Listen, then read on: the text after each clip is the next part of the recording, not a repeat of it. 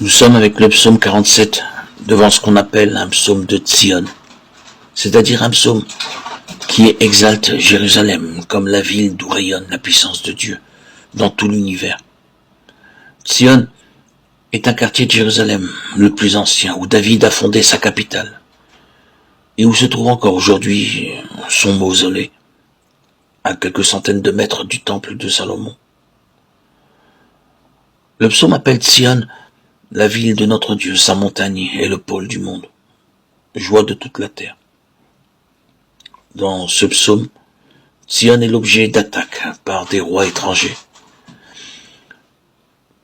Mais Dieu les disperse par un tremblement qui saisit les ennemis, un vent qui souffle du désert. Le psalmiste souligne que ce vent est l'œuvre de Dieu, qui affermira Tzion pour toujours. S'ouvre alors une belle louange à Dieu, qui protège et réjouit Tzion, du temple à toute l'étendue de la terre. C'est la même louange parce que c'est la même puissance divine qui agit avec amour. Et de l'œuvre de Dieu pour son peuple jaillit la joie de toutes les villes de Juda. Cette louange s'achève sur la profession de foi.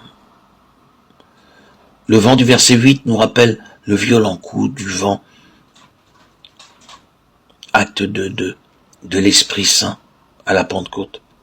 Et nous comprenons que Tzion est alors la préfiguration de l'Église du Christ, qui est précisément née le jour de la Pentecôte, quand les apôtres emplis d'Esprit Saint ont commencé d'annoncer l'Évangile à toutes les nations.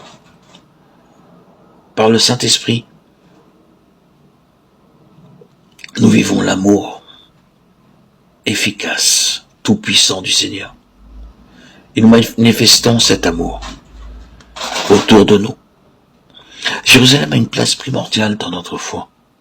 Comme il est écrit, nul ne peut oublier que lorsque Dieu a voulu se choisir comme homme une patrie, une famille, une langue dans ce monde, c'est à l'Orient qu'il les a demandés.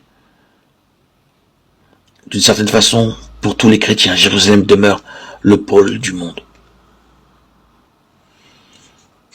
Il est grand le Seigneur, hautement loué, dans la ville de notre Dieu, sa sainte montagne, altière et belle, joie de toute la terre. La montagne de Tzion, c'est le pôle du monde, la cité du grand roi. Dieu se révèle en ses palais, vraie citadelle. Voici que des rois s'étaient ligués. Ils avançaient tous ensemble.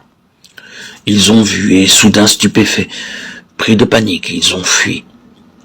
Et voilà qu'un tremblement les saisit, douleur de femme qui accouche, un vent qui souffle du désert, a brisé les vaisseaux de Tarsis. Nous l'avions entendu, nous l'avons vu dans